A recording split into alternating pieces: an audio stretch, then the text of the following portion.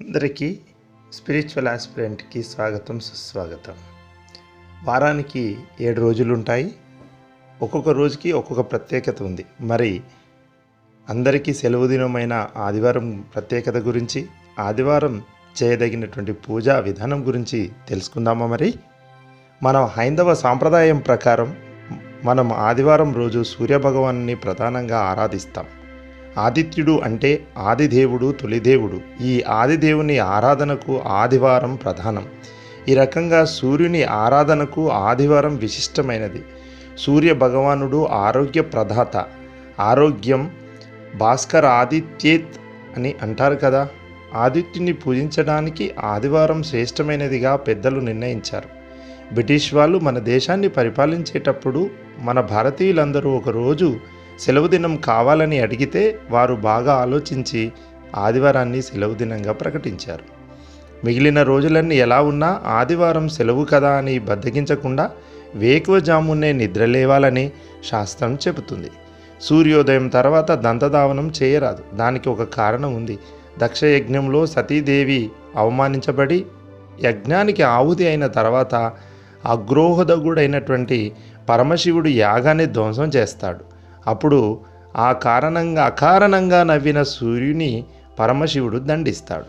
ఆ సమయంలో సూర్యుని పళ్ళు ఊడిపోతాయి. అందుకే సూర్యునికి పళ్ళు ఉండవట. సూర్యునికి మెత్తని పాయసం నివేదించడం వెనుక ఉన్న రహస్యం ఇదే. అప్పటి నుంచి సూర్యోదయం తర్వాత పళ్ళు తోముకుంటే సూర్యుడు తనను గేలి చేసినట్లుగా భావించి ఆగ్రహిస్తాడంట. కాబట్టి సూర్యోదయం ముందే పళ్ళు తోముకోవాలని పెద్దలు చెప్తారు. ఇది ప్రధాన ఆరోగ్య రహస్యం. సూర్యుని ఆరాధనలో ముఖ్యమైన విషయం, మరీ మంచి ఆరోగ్యం పొందాలంటే మంచి జీవనశైలి ఎంతో అవసరమో ఆరోగ్య ప్రదాత సూర్యుని ఆదివారం రోజు పూజించుకోవడం కూడా అంతే అవసరం. వేకువజామునే నిద్రలేచి తలారా స్నానం చేసి సూర్యునికి నమస్కరించి ఆదిత్య హృదయం పాటించి సూర్యభగవానునికి పాయసాన్ని నివేదించాలి. ఇలా నియమానుసారం ప్రతి ఆదివారం చేసినట్లయితే చక్కని ఆరోగ్యం సొంతమవుతుందని శాస్త్రవచనం.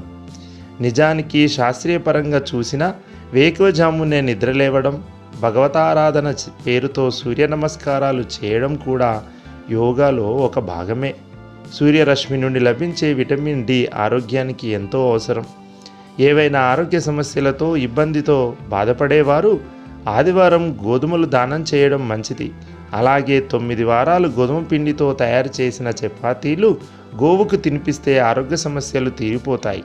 అయితే వైద్యుల సలహా ప్రకారం మందులు వాడుతూనే ఇవన్నీ చేయాలి. మన పెద్దలు ఏది నిర్ణయించినా దాని వెనుక తప్పకుండా ఏదో ఒక శాస్త్రీయత దాగి ఉంటుంది. అందుకే ఆదివారం ఆరోగ్యవారం అని అంటారు.